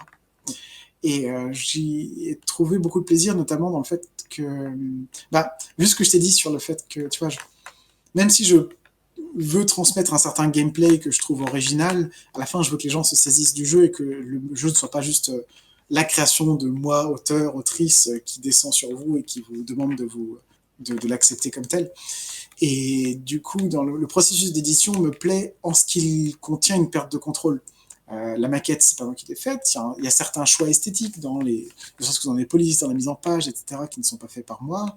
Il y a un illustrateur qui n'est pas moi non plus, qui a fait quelque chose de très surprenant pour moi, qui est l'illustration qu'on voit là actuellement sur le stream, qui est pas du tout ce que je pensais pour la clé d'image et que je trouve super. Et puis donc il y a le plus important peut-être la clé des songes qui est tête bêche avec le jeu. C'est-à-dire que c'est pas juste un chapitre à l'intérieur du jeu, c'est faut retourner le jeu et t'as une autre couverture qui est la clé des songes par Com Martin. Et j'aime bien encore ça, c'est-à-dire l'idée de ne pas posséder, ne pas être l'auteur de tout, ne pas être la personne qui a tout écrit, tout fait, et laisser d'autres gens laisser leur marque sur la clé de nuage et se l'approprier en fait. Si dès le livre, il y a une perte de contrôle et une appropriation par d'autres gens, alors cette possibilité de transmission est d'autant plus facile, je pense, ensuite. Qu'est-ce qui t'a donné envie de créer du jeu de rôle ? Je vais revenir un petit peu sur ce que je disais tout à l'heure, quand tu m'as demandé c'est quoi le meilleur truc à propos du jeu de rôle, je te disais c'est que c'est une activité créative. Moi j'ai toujours eu besoin en fait d'être créative. Le problème c'est que pendant longtemps je n'avais pas de direction dans laquelle me lancer. Je lisais pas mal de fantasy, surtout quand j'étais au lycée et au collège. Je lis encore aujourd'hui, mais beaucoup moins. Et typiquement, j'ai envisagé plusieurs fois de me lancer dans l'écriture, d'écrire un roman, d'écrire des nouvelles, je sais pas. Et j'ai énormément de mal à créer sur le long terme. C'est-à-dire que c'est extrêmement ingrat, en fait, le travail d'écrivain. Tu passes des mois à construire un roman, sauf que t'as presque aucun retour. Tu peux chercher de la bêta lecture, mais c'est très dur de rester motivé sur la création. Et je pense il faut un mental que j'ai pas du tout pour écrire un roman, quoi. Peut-être plus tard dans ma vie, mais là, pour le moment, je ne saurais pas du tout faire. Mais du coup, bon, si c'est pas le roman, qu'est-ce qu'on écrit, qu'est-ce qu'on produit comme forme d'art, tu vois. Je ne sais pas peindre, j'ai la flemme d'apprendre, je sais pas dessiner, j'ai la flemme d'apprendre, tu vois. C'est toujours le même truc qui revient. J'ai passé des années à faire des jeux sur RPG Maker, sauf que je passais en fait une semaine à créer le nouveau jeu ultime sur RPG Maker, puis une fois qu'il y avait 3 maps, 2 persos et un dialogue, je laissais tomber, je passais à autre chose parce que j'avais complètement changé d'envie. Et en fait, comme je disais, le jeu de rôle, moi, ça a été le média créatif dont je pouvais me saisir. À la base, en tant que MJ, c'est-à-dire que j'arrivais avec mon DK2, je dis, en fait, j'ai envie de jouer dans un univers de fantasy que je vais inventer, il est comme ci, comme ça, il y a une guerre entre tel et tel peuple, il y a de la magie, on peut faire ça et tout. Et déjà, j'étais dans la créativité, quoi. Après, mes scénarios aussi étaient de la création. Déjà, ça a commencé déjà dans le DK2, tu vois, on va bidouiller les règles parce que j'aimerais bien amener que les gens fassent plus ou moins tel ou tel truc, j'aimerais encourager l'utilisation de telle ou telle règle, puis je vais créer l'univers autour pour amener tel ou tel genre d'histoire, et ainsi de suite. Et en fait, c'est une pente glissante, c'est-à-dire que la créativité, en soi, pousse à chercher plus d'espace de créativité, et à un moment ou à un autre, écrire son propre jeu, quoi. Et aujourd'hui, un des trucs qui a été le plus important pour moi, paradoxalement, ça a été de rejeter cette vision de pente glissante qui va de MJ vers auteur. Tu as cette idée que tu commences le jeu de rôle en tant que joueur, joueuse, puis si tu veux vraiment t'investir, tu deviens MJ, puis si tu veux vraiment t'investir, tu deviens auteur, autrice. Et non, on peut faire ça dans d'autres sens, c'est-à-dire il y a beaucoup de jeux maintenant dans lesquels on a des espaces de créativité larges et très intéressants en tant que joueur ou joueuse. On n'a plus besoin d'être MJ pour avoir la création entre les mains. Et puis, c'est parti pour la créativité en termes de game design ensuite, c'est-à-dire tout le monde peut essayer de créer un jeu de rôle avec plus ou moins de succès, mais tout le monde est légitime à essayer de créer un truc et à en tirer des parties, quoi. Et là où le jeu de rôle est particulièrement, à mon avis, particulièrement satisfaisant de ce point de vue-là, c'est que la qualité de la partie ne dépend jamais uniquement du jeu auquel on joue, elle dépend de la façon dont les personnes s'en servent et s'en saisissent. Et donc on a beau être débutant ou débutante, créer un jeu qui est bancal, qui à 12 000 niveaux ne marche pas, on le laisse entre des mains expertes, entre les gens qui aiment jouer ensemble et qui vont réussir à compenser ces lacunes, pour reprendre un terme de Frédéric Sintès. On arrive à produire des parties qui, dans un certain sens, se rendent compte, peut-être pas de ce qu'on avait comme intention initiale, mais en tout cas de certaines intentions, d'un certain fonctionnement, d'un certain type de fiction qu'on voulait émuler ou d'une expérience qu'on voulait partager ensemble, quoi. Le jeu de rôle a cette puissance-là, c'est-à-dire que puisqu'il ne dépend jamais uniquement du jeu en lui-même, eh bien, même la créativité bancales, à bas niveau, même les petits scénars qu'on tente, même les petites choses que l'on fabrique ont des chances de marcher et de mener à des trucs sympas. Donc tu m'as demandé qu'est-ce qui m'a mené Qu'est-ce qui t'a donné envie de créer du jeu de rôle? Ouais. Qu'est-ce qui m'a donné envie de créer du jeu de rôle?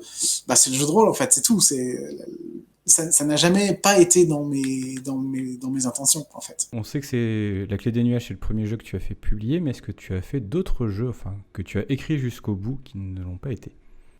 Donc j'ai une page Itch.io où j'avais déjà mentionné comme je descendais des fleuves impassibles dessus, qui est un petit jeu gratuit en quelques pages. J'ai aussi dessus Land de la fin des temps, qui est plus ou moins un jeu, je vous laisse aller le voir. Pareil, il est gratuit. Je préfère ne pas dire ce qu'il y a dans le jeu parce qu'il est fait pour être surprenant à la lecture. Je pense que le numérique a de plus en plus brouillé la distinction qu'on pourrait faire entre un jeu fini et publié, avec un livre et du carton et tout, et un jeu pas fini, brouillon, et ainsi de suite. Thomas Munier, une fois encore lui, est un bon avocat de ça, puisque tous ces jeux sont des brouillons disponibles sur Internet. Il est capable de prendre un jeu qu'il a publié il y a 3 ans, puis de revenir sur le texte pour changer 3 virgules et ajouter un paragraphe au milieu. Le jeu n'est jamais vraiment fini, mais il est là, il est jouable. Alors des fois, c'est un scandale, quoi. Il sort Marche-Branche, qui est un jeu génial, et c'est un brouillon, et on comprend à moitié comment il jouait. Moi, j'y ai joué, j'ai trouvé ça super. Et puis en fait, c'est un brouillon pendant 4 ans, parce qu'il a la flemme de bosser dessus, et il bosse sur 1 million d'autres projets. Bon. Mais je trouve que quelque part, cette liberté qu'il se donne assez géniale, et je pense qu'on devrait aussi s'en inspirer, même s'il serait temps qu'il sorte, la Marche-Branche. Et moi, j'ai pas mal de brouillons de jeux qui sont un peu comme ça, c'est-à-dire, j'ai pas envie de te dire qu'ils sont finis, ils seront jamais finis parce que j'ai la flemme de rebosser dessus, mais en même temps, il y a des idées dedans qui me semblent fonctionnelles, et peut-être que ça reviendra et tout. Et La Clé des Nuages, en fait, est le seul jeu qui est vraiment allé jusqu'au processus du livre, dans ce que j'ai fait, mais lui-même, il vient de jeux comme ça, il vient notamment d'un jeu qui s'appelait Elle Voyage, qui est le tout premier que j'ai écrit il y a quelques années de ça, c'était sur les ateliers imaginaires avant que ça ne disparaisse. C'était un jeu de voyage qui tenait en 2-3 paragraphes avec des règles très très très simples, ça faisait des parties de 1/4 d'heure qui se jouaient à 4. Il y avait déjà des symboles qu'on créait au début, même si je les comprenais pas encore comme ça, et il y avait déjà des quêtes secrètes que les gens ne devaient pas connaître du coup et qu'on faisait comprendre à travers nos actions, et qui étaient jouables. En fait, j'ai fait 3-4 parties de Elle Voyage, c'était pas mal. Un peu court, mais en fait, il y a plein d'ingrédients. Quand j'ai écrit La Clé, en fait, j'ai tout remis dedans. Tu vois. Donc voilà, le seul jeu que j'ai publié en termes de bouquins, pour le moment, c'est celui-là. Normalement, le suivant, ce sera Cimetière, mais c'est pas avant des années, je pense. Et à côté, j'ai des petits PDF, et je pense qu'il y en aura d'autres. J'ai des GN aussi, sous la forme de PDF, qui sont pas très finalisés, mais il y en a au moins 2 que je peux publier, que je peux probablement à un moment ou un autre mettre sur ma page Itch.io, justement, pour leur donner un petit peu plus de visibilité. Et puis voilà, tu vois, quand un jeu de rôle, ça peut être une seule et unique page sur laquelle il y a 3 instructions bizarres et un symbole à réutiliser. Tout le monde peut créer et avoir publié en soi. Et le fait que Itch.io soit typiquement une plateforme sur laquelle publier soit extrêmement facile permet ce brouillage dont je parlais tout à l'heure, tu vois, entre le publié et le brouillon. Et qui est vachement important pour moi, pour la créativité de manière générale. Pour toi, quelle a été l'étape la plus difficile pour créer ton premier jeu? Je pense que, alors on pourrait appliquer cette question-là à la fois à Elle Voyage et à La Clé des Nuages. À mon avis, je vais plutôt répondre pour Elle Voyage, c'est juste la peur de présenter une création au monde, tu vois. T'as fabriqué ton truc, puis tu sais pas si ça va marcher, et puis allez, vas-y, on le met sur le tapis et on tente le truc. C'est difficile de prendre des gens à partir en leur disant vous allez jouer à mon jeu, si vous voulez bien quand même, mais bon, vous allez jouer à mon jeu et ça va peut-être faire n'importe quoi. Moi, je me souviens en plus, les conditions dans lesquelles j'ai testé pour la première fois ce jeu étaient. Je débarquais avec d'autres gens des ateliers imaginaires pour une IRL, la première à laquelle je participais. Il y avait presque personne que je connaissais, c'était que des il y avait Simon Lee, par exemple, avec qui on playtestait à l'époque Terre de Sang, bien avant qu'il ne sorte. Je me souviens des chocottes en assis à une table en disant je vais vous présenter mon jeu, on va y jouer ensemble, ça fonctionne comme ça, vous avez 3 jetons chacun et tout. C'était intimidant. D'une certaine manière, un truc que je trouve assez marrant, c'est que au-delà des productions théoriques, ce que propose le plus un certain nombre de plateformes que j'ai connues de réflexion alternative autour du jeu de rôle, c'est des espaces dans lesquels les gens peuvent créer et présenter leur création, quoi. Je pense qu'on a vraiment beaucoup besoin de ça, d'espaces bienveillants dans lesquels on amène nos jeux, on dit voilà, ça, mon jeu il est comme ça, il n'est pas fini, il marche pas très bien. Et on peut raffiner assez loin sur jusqu'où est-ce qu'on va dans le fait de proposer des jeux cassés. Pendant un temps, ce qui existait sur les cours alternatifs et qui pourrait bien revenir à l'occasion, c'était la culture du flash test. Un flash test, c'était comme un crash test, mais en encore plus pété. Tu vas jouer un quart d'heure, 20 minutes sur, pas forcément un jeu complet, mais genre juste une petite mécanique comme ça, à l'arrache. Je crois que les premiers playtests de la Clé des Nuages se sont faits très tard dans la nuit, tu vois, à des moments un peu random. Et j'ai vraiment souvenir de temps en temps Valentin qui venait avec une idée. Il voulait tester une dynamique sociale à 3h du matin. Bah, on faisait 15 minutes de gens qui vivent dans un squat en bordure d'une ville et qui se parlent de leurs problèmes, et puis on arrêtait. Et ça, c'est le genre de cadre dans lequel la création est d'autant plus facile, en fait. C'est-à-dire un cadre dans lequel l'échec est pas juste permis, mais attendu et normé. On se dit, ouais, on va tester un truc, probablement que ça va foirer, c'est-à-dire que ça sort de nulle part, il y a 2 règles et demie, on sait pas comment ça va marcher. Et quelque part, ce genre d'attitude, il est au moins aussi fertile que la théorie, au sens où la théorie, c'est ce dont on a besoin quand on veut comprendre comment fonctionne le jeu de rôle et quand on veut produire un mécanisme bien huilé. Mais quand la théorie nous donne le sentiment d'être un carcan élitiste auquel on n'arrive pas à se connecter, dont on n'arrive pas à tirer quelque chose, ça peut être problématique. Et ce qui est assez amusant, c'est que ces deux versants-là, théorie versus game design pratique, se retrouvent à la fois sur les coins alternatifs, mais aussi sur notamment The Forge, la fameuse Forge qui a fermé au milieu des années 2000, qui a laissé cette image d'une culture très orthodoxe avec la GNS, les théories de Ron Edwards, un jeu ça marche comme ça, tu peux pas faire n'importe quoi et tout. Alors qu'à côté, la Forge, ça reste un forum qui s'est beaucoup constitué autour de son axe de créativité pour pousser les gens à créer leurs propres jeux indie, à les aider dans leur démarche indépendante, c'est-à-dire réussir à publier même sans passer par les circuits classiques et ainsi de suite, et qui a beaucoup boosté à son époque la créativité dans plein de directions qui ont été plus explorées et plus poussées ensuite, quoi. Donc voilà, je pense que le truc le plus difficile pour moi, ça n'a pas été, c'était pas tant le travail conceptuel, c'est-à-dire que des idées j'en ai, c'est-à-dire que en fait, si on prend le temps d'y réfléchir, tout le monde a des idées. Ce qui est difficile, c'est pas d'avoir des idées, c'est de réussir à les pousser plus loin et de les faire exister en soi. Et je pense que pour moi, l'étape la plus importante, c'était de faire exister ces idées en n'ayant aucune chance, aucune sécurité qu'elles fonctionnent et qu'elles mènent à quelque chose de positif, quoi. Du coup, est-ce que tu as un conseil pour quelqu'un qui voudrait écrire un jeu de rôle ?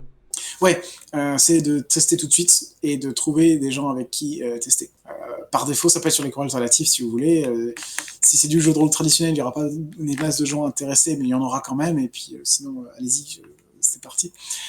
C'est-à-dire que moi, je produis beaucoup de théories et de la théorie compliquée en plus, et j'ai toujours cette peur-là que on prenne ce que je dis, notamment sur le game design, même si je fais pas beaucoup de game design, comme des prérequis avant de créer. J'ai créé des campagnes avec DK2, avec Fusina, avec d'autres trucs comme ça, en n'ayant pas la moindre idée de ce que c'est qu'un scénario, en comprenant rien à ce que c'est que aux dynamiques narratives qui ont lieu dans un jeu de rôle.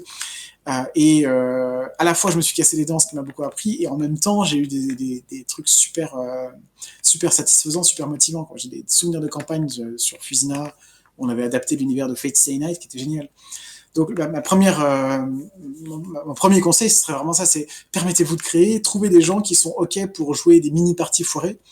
Moi, le truc que je pousserais à éviter, c'est je prépare mon jeu de rôle dans mon coin, mais il fait seulement 350 pages, je suis pas encore prêt à le playtester, ça fait 2 ans que je travaille dessus, un jour on fera une première partie test, mais pas maintenant parce que j'ai trop peur qu'il marche pas. Au contraire, il faut foirer le plus vite possible. Ça, c'est un truc qui vient beaucoup du game design vidéoludique, c'est le fail faster, tu vas crash tester ton jeu tout de suite, soit pour l'améliorer ensuite, soit juste pour te confronter à cet échec, trouver des gens avec qui tu vois que c'est OK d'être dans une démarche expérimentale et ainsi de suite. En fait, trouver le cadre dans lequel tu vas pouvoir être expérimental est presque plus important que ce que tu vas en faire ensuite.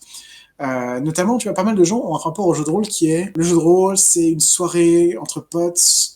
Donc ça va être genre, ok, on va bloquer le jeudi soir, on est 4 ou 5 à avoir bloqué cette date-là spécifiquement, on va se déplacer chez machin, on va peut-être manger ensemble avant, on est venu pour une bonne raison, ça nous a pris une demi-heure, 1 heure de route, autant pour revenir, ça va nous prendre toute la soirée et tout. Ça a intérêt à être une bonne partie, ça a intérêt à valoir le coup, quoi. Et ce genre de structure n'aide pas beaucoup à créer parce que on a l'impression qu'on doit prendre en charge une expérience énorme avant de pouvoir commencer à jouer. Donc il faut un contexte d'abord, une communauté en ligne typiquement, dans laquelle la création va pouvoir être beaucoup plus facilement ratable en fait, un contexte dans lequel on va pouvoir créer ça. Voilà, le premier truc que je disais, c'était se permettre de se rater, et le deuxième truc qui va avec, c'est trouver le cadre, les gens autour, prêt à accepter des parties un peu foirées et à rentrer dans une dynamique qui est celle du game design ensemble. Je pense que le mieux pour commencer aussi, c'est d'avoir une idée claire genre, être capable de transmettre clairement ce qu'on a envie de jouer pour que les gens puissent suivre ces instructions-là, même là où le jeu ne le fait pas forcément. Moi, ma première campagne vraiment marquante de jeu de rôle, c'était donc je disais, c'est du Fusina, un jeu de rôle générique, un système générique avec lequel j'ai fait du Fate Stay Night. Parce que Fate Stay Night, ça se passe dans un univers de manga, d'anime, de visual novel qui s'appelle le Nasuverse, que je kiffais à l'époque, qui ressemble beaucoup au Monde des Ténèbres pour le faire simple. Et en fait, on avait le feu sacré d'adapter ça. Et c'était un peu approximatif, c'était un peu bancal, des fois les séances étaient nulles, les scénarios étaient pas ouf, mais dès que ça marchait du feu de Dieu parce qu'on était des fans, en fait, on était giga motivés. Et faire un truc pour lequel tu es motivé, en fait, mettre en avant, genre, si ton grand rêve c'est d'adapter, j'en sais rien, un Évangélion en jeu de rôle ou n'importe quoi, faut pas attendre d'être devenu un game designer de génie pour te lancer dedans. Tu peux y aller tout de suite, c'est-à-dire fais ton premier truc et puis au pire c'est pété et tant pis quoi. Ton œuvre maître, c'est pas maintenant que tu vas la faire, mais tu auras le droit de revenir sur ce sujet-là plus tard si tu veux. Le troisième truc, c'est ça, c'est aller dans la direction qui t'intéresse le plus et essayer de circonscrire ça à quelque chose de précis et de jouable. Si tu crées d'abord un univers en sachant pas ce qu'on va jouer dedans, ça va être compliqué de dire aux gens où est-ce que tu veux mener le jeu, de obtenir des conseils précieux sur qu'est-ce que c'est. Donc, ouais, savoir quel genre est-ce que c'est qu'on veut émuler un certain type d'histoire, est-ce qu'on veut un certain type de gameplay autour de la table, une certaine façon de jouer, et ainsi de suite, quoi. À minima, avoir le feu sacré pour ce que tu vas faire, c'est une bonne façon de ne pas perdre la boussole et de pouvoir amener d'autres gens à t'aider ou à suivre ton idée, quoi. Plus que les conseils, en fait, j'essaie de ressortir ce qui s'est passé dans mon cas. Je peux pas dire que ça marchera pour tout le monde, je peux juste dire que c'est un peu comme ça que ça s'est fait autour de moi. Et notamment cette idée de foirage, en fait, quand j'ai commencé le jeu de rôle dans un groupe où je te disais, du coup, personne ne faisait vraiment de jeu de rôle, tout le monde voulait essayer sans qu'on sache comment ça marche. J'ai fait ça en mode, bah, c'est bon, ça va marcher, ou au pire, ça marchera pas, mais enfin, j'ai tenté le truc, quoi. Et je réalise a posteriori que j'aurais beaucoup plus de mal aujourd'hui à faire ça, parce que j'aurais beaucoup plus de mal à proposer aux gens de faire du jeu de rôle en n'ayant pas la moindre idée de ce que c'est que le jeu de rôle, et en même temps assumer la position de MJ qui est censé expliquer comment ça marche, tu vois. Et quelque part, je souhaite aux gens, à travers des espaces sympas, de créativité, d'expérimentation et tout, de pouvoir retrouver cette absence de responsabilité, enfin, c'est pas une absence de responsabilité, mais ce droit à se planter, ce droit à faire n'importe quoi, ce droit à pouvoir se débarrasser de l'anxiété, quelque part, tu vois. Voilà mes 3 conseils. Tu as également une chaîne YouTube où tu as commencé à proposer des rendez-vous en théorie. Qu'est-ce qui t'a donné envie de proposer ce format? Est-ce que tu peux nous parler un petit peu de ce format? Donc pour le moment, il n'y en a qu'un, sauf que pour YouTube, qui nous regarde peut-être dans le futur, il y en aura peut-être un deuxième qui aura eu lieu depuis là. Donc le rendez-vous en théorie, c'est en fait... c'est un format un peu bâtard, effectivement. Le point de départ pour moi, c'était que j'avais envie de faire des podcasts sur ma chaîne. Donc j'ai invité de temps en temps des gens. Il y a 3 ou 4 podcasts avec différentes personnes. Et puis en fait, aux alentours de la deuxième cyberconf, je me suis rendu compte que parfois j'avais un truc à dire sur un sujet donné et que j'avais bien envie de faire un podcast tout seul, en fait, juste d'être face caméra et de raconter des trucs. Donc je l'avais fait pour suivre ma participation à la jam de la cyberconf. En fait, j'avais écrit un jeu, qui est le fameux Comme je descendais des fleuves impassibles, et donc j'avais fait 2 épisodes, un au tout début et un à la toute fin, pour dire comment est-ce que j'ai créé ça, qu'est-ce que j'ai fait, etc. En fait, quitte à faire un cast solo, l'envie m'est venue de le faire en live, c'est-à-dire d'avoir des gens à qui je dis un peu les trucs que j'ai en tête, pour qu'ils puissent réagir et me poser des questions. Donc ça reste une sorte de solo cast, c'est-à-dire que entre moi et les gens qui me regardent dans les rendez-vous en théorie, on n'est pas à égalité. Moi, je suis à l'antenne, je parle, et puis vous êtes dans les commentaires, vous écrivez, quoi. Il y a un côté très narcissique, tu vas dire, moi je me pose là, et puis allez, poser des questions, quoi. Mais en fait, c'est un format que j'aime bien, parce que des petits trucs à dire comme ça, j'en ai, tu vois, des petites pastilles plus ou moins longues sur un certain sujet de théorie dont j'ai envie de parler. Je trouve ça plutôt intéressant de le faire avec un certain retour immédiat, et notamment qui permettent éventuellement, ça c'est pas encore acquis, en même temps on n'en fait qu'un seul pour le moment, mais c'est un peu le but à la fin, qui permettent un petit peu plus d'accessibilité de la théorie, c'est-à-dire que j'utilise du vocabulaire spécifique, du jargon et tout, mais l'écrit, je l'ai rappelé la première fois et j'essaierai de le faire la prochaine fois aussi, est un moment pour me dire, est-ce que tu peux te rester 5 minutes et nous définir tel terme, dire qu'est-ce que ça veut dire, etc. Donc en fait, contrairement à un podcast où quand on ne comprend pas un truc, on ne peut pas l'arrêter et demander aux gens, moi ce que je voulais c'était un format dans lequel on puisse me poser des questions et me demander d'être plus clair sur un certain point que je mets en avant. D'ailleurs, les rendez-vous en théorie ont aussi une première partie, avant que je ne parle du point du jour, du truc principal, où je réponds à des questions qui m'ont été posées avant et je développe des points là-dessus. Une des raisons pour lesquelles je pense que ça a du sens de faire ça, depuis ma position, c'est que la théorie que je développe autour de Ristretto Revenant, elle a deux caractéristiques.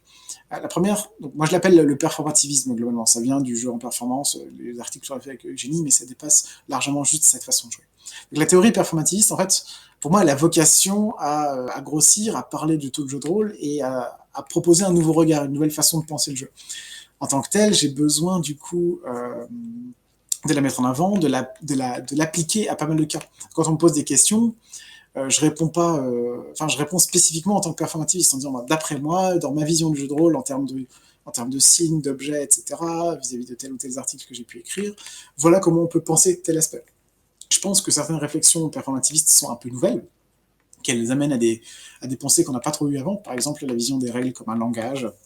Ça se voit beaucoup dans Perdu sous la pluie, dans Libreté, que j'aime bien, qui sont des jeux dans lesquels la manipulation des jetons qu'on utilise dans le jeu permet de faire passer des messages aux gens et sont vachement utilisés comme tels. Donc la pensée des règles comme un langage, ça c'est très important pour moi, par exemple. Et c'est quelque chose que je peux appliquer et réfléchir dans beaucoup de cadres différents, d'où l'intérêt d'avoir des questions auxquelles réagir et auxquelles je puisse parler en live pour développer cette théorie-là. C'est le premier point donc, du performativisme, c'est que c'est une théorie en cours de construction que je veux diffuser, mais aussi mettre à l'épreuve. Parce que si je réponds et que ça ne me convainc pas, ça ne convainc personne, je peux prendre ces critiques, y réfléchir et les rebalancer la fois suivante. Et la deuxième raison, je me suis rendu compte avec le temps que la théorie uniquement sous la forme d'articles de blog comme je les écris, elle est trop figée. C'est-à-dire que moi j'écris un article quand j'ai un truc précis à dire, quand j'ai un point suffisamment développé. Et en fait j'ai plein de réflexions, des bouts d'idées par-ci par-là qui mènent pas forcément très très loin et qui ne valent pas un article. J'ai notamment un cimetière d'articles pas finis parce qu'il y a un moment ou un autre dans l'écriture j'ai buté parce que je comprenais pas un truc. En fait je me rendais compte que le point que je voulais dire il était soit beaucoup moins clair que prévu, ou alors j'arrivais pas à le pousser jusqu'à un truc intéressant, ou quoi. Or, ces cadavres d'articles, ils sont intéressants, non pas parce qu'il y a quand même des bonnes idées à transmettre, même si ça peut être le cas parfois, mais parce qu'ils permettent de montrer la théorie comme un acte vivant. Et ça, c'est quelque chose que j'ai envie de diffuser plus, c'est-à-dire de dire que la théorie, c'est un truc qui se fait. Et au-delà des gros articles bien argumentés, plus ou moins bien construits et tout, que personne n'ose critiquer, on critique très peu les articles de théorie holiste, c'est un peu un problème parfois. Et il y a aussi la théorie en train de se faire, c'est-à-dire des idées qui me viennent et qui sont peut-être nulles, d'une façon de conceptualiser les choses que 3 jours plus tard je vais abandonner. Avec Valentin, on est un ping-pong assez long sur comment on définit les règles en fait. On galère de ouf à savoir qu'est-ce que c'est que les règles de jeu de rôle, qu'est-ce qu'on a envie d'appeler comme tel, comment est-ce qu'on a envie de faire de la théorie avec les règles, et ainsi de suite. Enfin, c'est des sujets à n'en jamais finir. Et donc je me suis rendu compte avec les jeux de rôle, avec les rendez-vous en théorie, avec le premier qu'il y a eu et l'envie qu'il y avait autour, que je trouvais très puissant et très pertinent de montrer de la théorie en train de se faire, c'est-à-dire avoir un espace qui n'est pas aussi figé que l'écrit, qui est un peu plus mouvant, un peu plus contestable, qui devrait avoir un aspect suivi. Malheureusement, il n'y en a eu qu'un seul pour le moment, donc je ne peux pas faire un bilan là-dessus, mais l'idée, c'est que si j'affirme des choses dans un épisode un peu rapidement et qu'on les critique, à l'épisode d'après, je peux en reparler, les remettre sur le terrain, et plus facilement dire mes doutes. Et je me suis de plus en plus constitué cette habitude de revenir de revenir douter sur ma propre pratique, de revenir douter sur mes théories. Je sais pourquoi elles sont là, je sais ce qu'elles disent et ce qu'elles avancent, mais je commence à avoir de plus en plus la capacité maintenant de dire ok, j'ai ce concept-là que j'ai inventé, c'est nul en fait, faut arrêter de parler comme ça, ça ne sert pas, ça ne marche pas, et quelque part, montrer la théorie sous cet angle-là, c'est aussi la diffuser sous une forme moins tour d'ivoire en fait. Moi, je sais que j'ai un peu cette réputation-là, tu vois, d'être sur un blog compliqué, on sait pas ce que je raconte, puis je parle de jeux de rôle poétiques auxquels 99% des gens ne touchent jamais, bon, c'est pas faux. Hein. Mais ce que j'ai envie de dire ou de transmettre sur le jeu de rôle, il peut intéresser plus de gens que juste le public de la clé des nuages, je pense. Et j'ai besoin aussi de montrer que ces réflexions, elles se font là, elles se font en ce moment, elles se font autour des courants alternatifs. Moi, je représente juste mon propre... mon petit coin à moi, tu vois, mon petit bastion. Et on peut y réfléchir ensemble, c'est-à-dire que la théorie rôliste, c'est pas une institution, c'est pas une université, c'est de la théorie très populaire, et on devrait pouvoir réussir à avancer ensemble, quoi. Il y a beaucoup de choses à dire sur l'avancement de la théorie rôliste, la façon dont elle fait face à des vrais problèmes épistémologiques qui sont normalement censés être le sujet du prochain rendez-vous en théorie. On va parler de l'épistémologie de la forge. Mais bon, je tease vite fait. Et voilà, je pense que c'est une forme qui est vraiment qui me semble très intéressante maintenant. Peut-être que dans quelques épisodes, j'arrêterai, je sais pas. Mais j'ai envie de tester ça, en fait. Je veux de la théorie vivante. Voilà. Tu nous as déjà parlé plusieurs fois des courants alternatifs. Est-ce que tu peux nous les présenter un petit peu? Parce que je pense que c'est un mouvement qui a le mérite d'être connu. Ouais. Les courants alternatifs, donc la base, ça a été un forum qui existait il y a quelques années, qui regroupait pas mal d'auteurs, d'autrices de jeux de rôle et aussi d'autres joueurs, joueuses, notamment théoriciens, théoriciennes, qui étaient intéressés par le jeu de rôle alternatif, donc qui sort des sentiers battus. Les courants alternatifs, donc le forum en lui-même est gelé maintenant, on ne peut plus poster dessus parce qu'il était quasiment mort depuis l'émergence du Discord, et c'est le Discord du coup qui est central maintenant. Si vous voulez voir à quoi ressemblent les CA, je vous invite à venir jeter un œil au Discord. Donc c'est assez particulier les CA comme fonctionnement parce que c'est très horizontal. Il y a eu la volonté dès le fonctionnement, dès le début. J'étais là dès le début, mais j'ai pas participé à la création en elle-même, de faire quelque chose où il n'y a pas de grand administrateur, de grand maître. Un fonctionnement qui est très collectif. Donc, par exemple, sur le Discord, tous les membres reconnus, et devenir membre, c'est juste le demander, être là un peu activement, il n'y a pas de grande compétition, peut venir créer son propre sujet, par exemple. Donc, le Discord est gigantesque, parce qu'il y a une masse de sujets gigantesques, parce que dès que quelqu'un a envie de parler de quelque chose, il peut créer son propre topic sans demander la permission à qui que ce soit, et ça devient un sujet dont on parle. Les CA, c'est aussi un collectif qui est du coup présent dans des tas de conventions. On a fait beaucoup de conventions en physique au temps où ça existait encore, mais aussi certaines conventions virtuelles d'ailleurs, où ce qu'on fait, c'est qu'on tient un stand sur lequel on promeut et on essaie de vendre des jeux des copains, donc principalement des gens des CA, mais pas que. Je pense, pour les gens qui suivent ta chaîne, je pense en particulier à Simon et Manon Lee. Donc sur les stands des CA, on a vendu Dané, on a vendu Terre de Sang, on a eu Simon d'ailleurs plusieurs fois, je ne sais pas si Manon a participé à des conventions aussi. Et puis il y a pas mal de gens de ce collectif-là qui sont présents en convention. En général, on est un sacré paquet, on est très gentils, on ne meurt pas, si vous nous voyez, venez nous faire coucou. Et essentiellement, voilà, quoi. Donc les jeux en eux-mêmes, on n'est pas un collectif d'édition, hein, c'est un truc important. La plupart des jeux sont auto-édités, quelques-uns ont des éditeurs, mais qui nous laissent les vendre essentiellement. Et à peu près n'importe qui revendique une certaine forme d'alternativisme, si on peut dire ça comme ça, peut venir nous voir, nous rencontrer, si le courant passe, poser ses jeux sur le stand ou venir derrière le stand avec nous. Et puis, pour ce qui est du Discord en lui-même, pour revenir là-dessus à la fin, c'est un endroit où ça poste assez régulièrement. C'est pas si... De mon point de vue, c'est calme parce que je suis sur d'autres Discords beaucoup plus frénétiques, mais il y a quand même de l'activité assez fréquemment.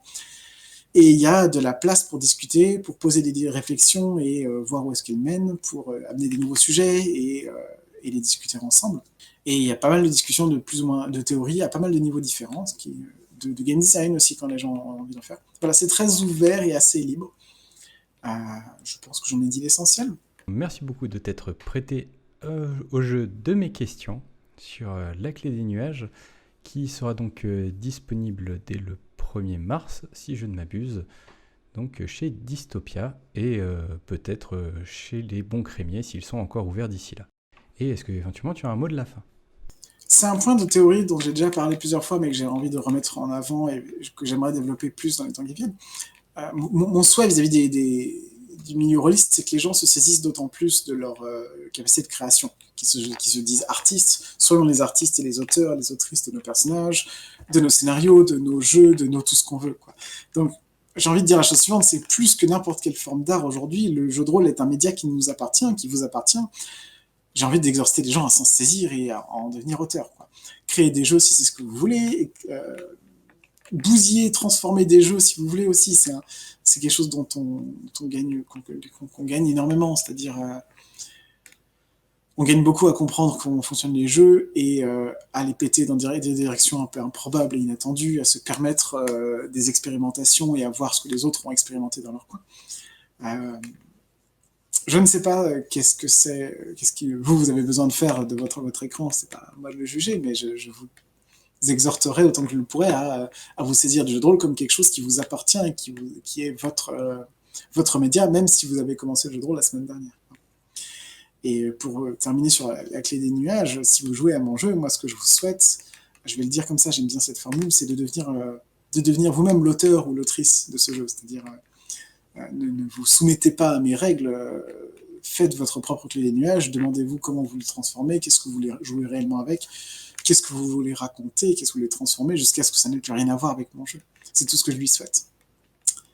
Voilà, je pense qu'on gagne dans une certaine mesure à saisir comme ça les jeux en se soumettant à leurs règles si on en a l'envie, si on les pense comme ça. Les jeux forgiens comme Dogs in the Vineyard, par exemple, sont faits pour que leurs règles soient respectées dans un certain sens.